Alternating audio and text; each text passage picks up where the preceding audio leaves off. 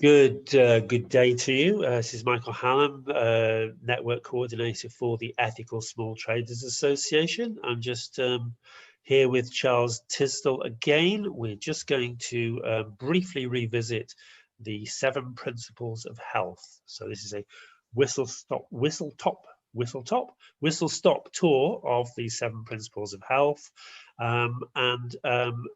over to Charles. Charles is an osteopath, acupuncturist, and director of Dacrelands Clinic.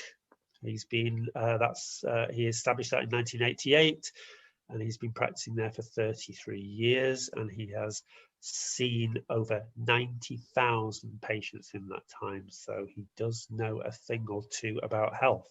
So over to you, Charles. Let's just run through these 7 principles. Okay.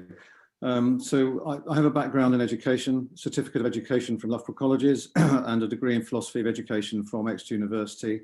I'm a member of the British Medical Acupuncture Society and the General Osteopathic Council. And just to correct you, Michael, I haven't seen 90,000 patients. I've had 90,000 consultations with patients. And that's what it's having been through that experience, which has given me what I think is an understanding of what people need to be healthy. Okay, so I've just put together a list of 7 principles, which I think people need to have in order to understand what their bodies need to be well. Okay, now I was listening to Lord Nigel Crisp the other day, and he was saying that the NHS deals with repairs, it doesn't deal with causes. Now the NHS spends £70 billion a year on heart disease, diabetes and cancer. And these are all problems which could be dealt with at home. So the causes of heart disease, diabetes and cancer are what we're interested in because they demonstrate lifestyle issues, if you like. Now, what does diet and lifestyle mean? Because that's how you stop diabetes, heart disease and cancers. And diet and lifestyle, I've expanded into a list of 7. If you've got that list of 7, you should have a handle on how to be well. All right, and that list, I think, should be put into schools, should be put into seminars, should be, doctors should be referring people to key workers to talk about the 7 things that you can do in order to be well. So let's take the first one on the list, which is diet. And I'll tell you one simple thing about diet, which I think everybody should know, which is that when you calorie restrict, your body goes into repair mode, autophagy, as researched by medical researcher Michael Mosley. When you go into autophagy, your body stops producing new cells and looks after the ones it's got. It drops you out of the risk factors for diabetes, heart disease and cancers. So why wouldn't you do it? That's just one thing about diet. There's lots of things we could say about it. And you could take a degree in understanding diet and nutrition, but if you're at school in a classroom, you just need to know the basic things. And my contention is that we should be putting some basic information together for kids in particular to understand a little bit about diet so they can be healthy. Right, principle number 1 then was diet. Principle number 2 is exercise. And we know that when you exercise, you improve the number of T cells you've got in your bloodstream. T cells help gobble up viruses and bacteria. And so people who are vulnerable to COVID-19, for example, or flu, would do better if they had a stronger immune system. So understanding exercise and how to exercise properly is something that we should be giving to people. So that's 2, diet and exercise. Sleep is important because if you're exercising well and eating well, but you're not sleeping well, then that could make you ill. So people need to know that when they're asleep, their bodies are regulating weight loss and weight gain. They're regulating insulin management, and hormones are being released when you're asleep, which are not released at any other time. So sleeping well is important. Let's move on to number 4, joint mobility. Now, as an osteopath, I'm very well aware that if you're tight, particularly in your spine, the rest of your body can't operate properly. Now, our bodies are coordinated and controlled by nerve supply.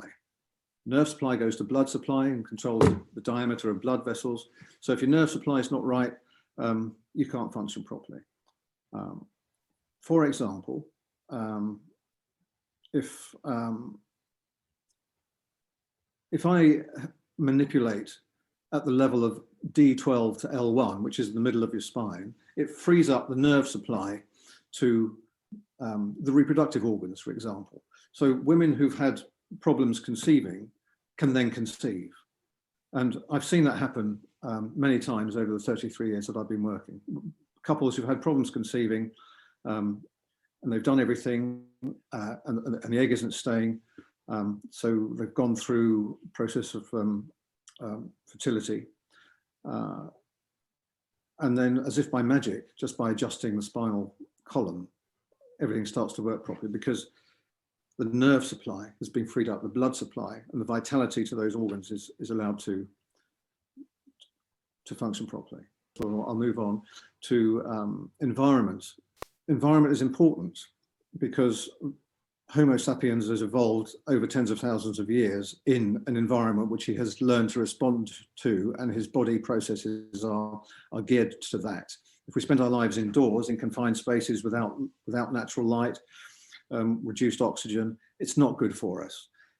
GPs are now making green referrals so that people can spend time outside in the woods doing copsing with key workers, and they're getting the benefits of that. I don't think you need me here to unpick the psychological and physical benefits of having the right environment, because all the research has been done. I just need to tell you that it's one of the 7 principles of health. Lord Nigel Crisp again talks about housing and how it's important to have the right amount of light and space and green spaces and so on. So yes, I couldn't agree more. The last two are less to do with the physical body and more to do with the mental, emotional, psychological side of human makeup, because we're very different to plants, aren't we? We don't just need heat, light and water. We need to be psychologically comfortable too. And as Maslow said in his hierarchy, we have a need for affiliation. So I'm going to divide the last two principles of health into 2 areas. One is stress management, and the 7th one will be the psycho-emotional domain. Now, how you organize this is another question. And we could argue about how to organize the knowledge we have so that we can present it to people. I'm organizing it so there's 7 principles. The 6th is stress management, and the 7th is the psycho-emotional domain. Stress management, stress is important because without it, we can't function. We need stress to help us build our bodies. We need stress to help us build our personalities and our resistance to the environment. But if we have too much stress, it can be counterproductive and can lead to physical strain. It can lead to mental exhaustion and all the problems which go with that. So stress management is a principle of health in my book. Finally, we've got the psycho-emotional domain. And as Maslow said, the need for affiliation, the need to be able to give and take love comfortably. And in my experience in the consulting room, the 2 areas where people fall down most and end up with problems, which then become physical problems. They end up with stiff necks and tight diaphragms because they're having problems. So that the 2 areas are finance and relationships. So I'm going to say that the psycho-emotional domain contains 2 major problems. One is not being able to give and take love properly, and the other is struggling to survive financially in the world. Okay, so that's it in a nutshell. We have 7 principles of health. There is a body of knowledge there which could be expanded or contracted depending on the type of audience that it's going to. So kids in schools, for example, it can be short and sweet and to the point, understandable, and there could be lots of examples built around that. There could be lots of teaching materials and discussion, which could be really fruitful, interesting and worthwhile. And I'm really hoping that the Eden Project might get on board with this and see it as something they would like to work with. I'm really hoping that we might be able to find health innovation pathways through which we could run this information in order to get it out there and get people taking responsibility for their own health. because that's what this is about. It's empowering people to understand the process of being well, and then acting on it. And if this happens, if people start to do this, and all the lifestyle problems which end up in the NHS start to reduce in number, we could collectively save the NHS.